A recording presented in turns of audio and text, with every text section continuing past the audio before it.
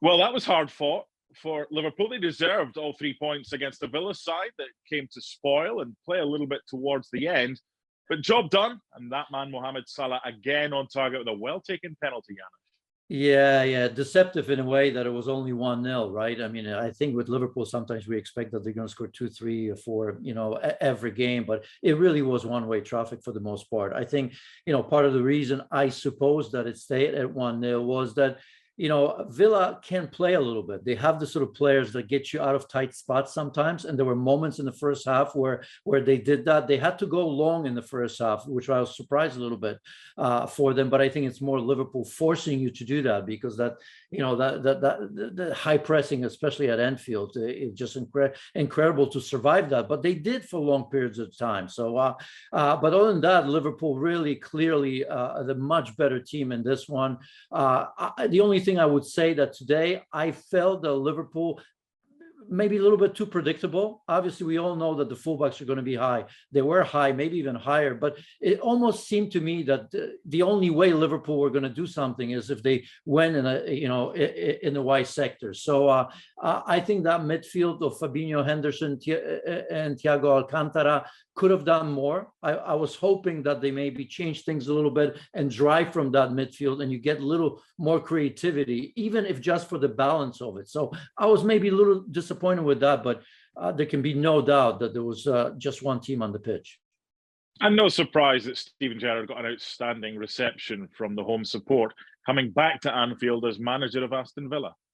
Oh, yeah. I mean, I think we all waited for that. It's a good side story. I think a story that even Steven Gerrard didn't really want to talk about that, right? What he's done for the team as a player, it's totally different to what he's going to have to do to prove that he belongs. So far, it's been pretty good, I suppose, for him. But, or decent, you can say. But we'll have to wait and see what kind of manager he's going to be in the Premier League. We're at that stage of the season, Janusz, and games are coming thick and fast. They're going to get crazy over the festive period. It was similar with Manchester City, wasn't it? You're going to have more of the ball. It's just about getting one more goal than the opposition and moving on to the next game. And that's exactly what Liverpool did. Yeah, and it's going to be a fight, right? You and I have talked about that maybe now kind of Manchester City are a little bit of a favorite. They're on a good run, but I actually like and prefer the way Liverpool play, right? The only reservation I have about Liverpool is, of course, the fact that they will be losing Mo Salah and Sadio Mane and Naby Keita, for that matter, for the African Cup of Nations. And, that's a big if in terms of what's going to happen as January comes around. Because other than that, I don't really know how you differentiate, say, Manchester City from Liverpool, and I haven't written off Chelsea just yet, but Liverpool are just sensational when with their press. They transition from defense to attack like no other team in this league. One thing I would say about City and Liverpool, Janusz, as an opposition team, you always think you're going to get at least one chance. Earlier against City, Wolves got a chance or two. And in this one, there were a couple of dodgy moments from Alisson where he got away with them and he kept a clean sheet, as did Ederson as well. You need a good bit of luck as well as being a right good side, don't you? Yeah, I think you're talking maybe about that slip a little bit, right? I suppose Alisson, there's always that moment or two, somewhere in between, just enough that I think we can talk about it. But I still think he's one of the best goalkeepers out there. Oh, yeah. Part of it is, I think, his belief of how good he is when he comes out of the goal. He always feels that he's going to get the ball. He's going to be able to play out of the back and distribute. So sometimes you take that risk and take chances. It's always so much more noticeable as well when it doesn't happen very often, and then it does. It comes to our attention. Let's end with Mohamed Salah.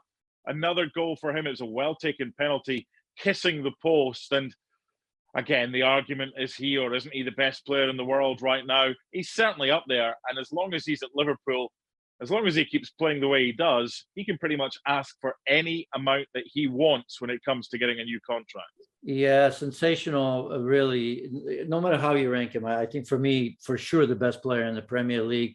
Certain level that he doesn't go below in every game, right? Always a player that when he gets on the ball, you feel something special is going to happen, regardless if he scores or not. He can create. So what? 21 goals in all competitions already, 14 leading the league in scoring. I mean, it's just incredible numbers so far. And really, I mean, you know, if you're going to pay money to watch someone.